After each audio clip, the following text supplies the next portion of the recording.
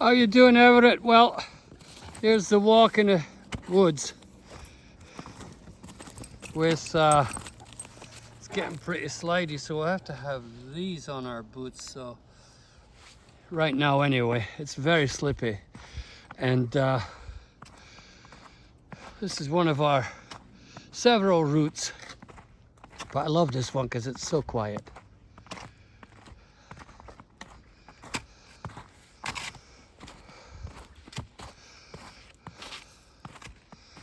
So I was thinking about what you said about, you need some financial input for the next step, but that is true, and it's also not true. In my, meager experience anyway, it's like, yeah, you think that if the money comes, then, but I don't think it works like that anymore. I think it's like, it really is the old Joseph Campbell thing. Follow your bliss, even though it might not seem to be a particularly good idea. Follow your bliss, and you've got such a blissful selection of things that you pursue that are of so much value to people, and that means that people who have the resources that you need to move to the next step are aware of that. They're just not aware of the fact that you need a wee bit extra funding, And so from my own experience, I got really frustrated at one point. It was back in 2013. I was like, come on, I've been at this game for so long. Give me some support here. And I actually got in front of the Kamidama, and I did a prayer where I said, okay, what is it we need here? Exactly, what is it we need here? We need a Japanese guy with shitloads of financial power and a mind to understand what it is I'm attempting to convey. And within a month, such an individual showed up with all of my books properly marked with tabs showing that he'd actually read them, and this man was already very familiar with he'd read all of Jung, he'd done all of the Buddhist sutras. He was a philosopher. Particularly, he was the man who financed Japan's greatest philosopher ever,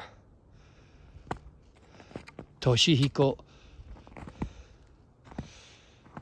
Izutsu sensei.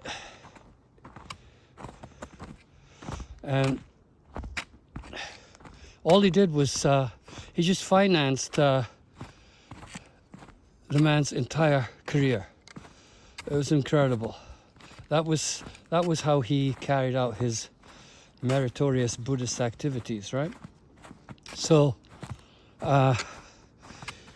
sometimes that works, and I was just like, wow, it only took a month, and I was called to this guy's office, and he was like very respectful, and he said, I read this book and I read that book, and I know exactly what you're talking about, and I want you to come, and I want you to help my company get into the 21st century.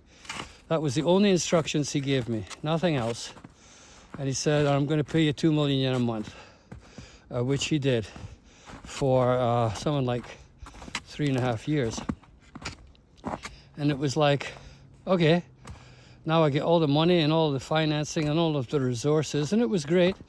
Ehanjuku was born, and there was a great deal of activity. It formed a company, Earthing Japan, formed a research institute, Kakuichi Ikenkyojo, brought in people from the West. It was going to be like Esalen in Japan, like Esalen used to be.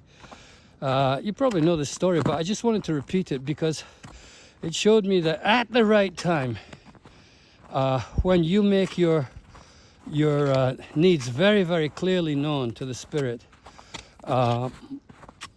and if you're very clear about it, that sometimes that does happen, rather than going out there in the 3D world and requesting assistance, which very rarely works, or cooking up plans to get financing like I did for 2 films that were complete disasters, but I got full financing for them and was in debt for many years because of that. In fact, a lot of the 2 million yen a month was paying back to people who'd already financed me for movies that completely, documentaries that completely flopped, particularly Earth Pilgrims. So, you know, the Lord works in strange and mysterious ways. And I just wanted to say that, you know, I think we'll have a wee seat here, will we? You know, hold the faith. Because, you know, you're doing something that nobody else is doing, as I've told you many times. I'll just sit on this, get a wet arse here. It's all right. I mean, you're used to this. You've been out in the mountains. You know all this routine here. But anyway, what I'm thinking is that you will get the help you need at exactly the right time for that financial situation to arise. You coming? You will.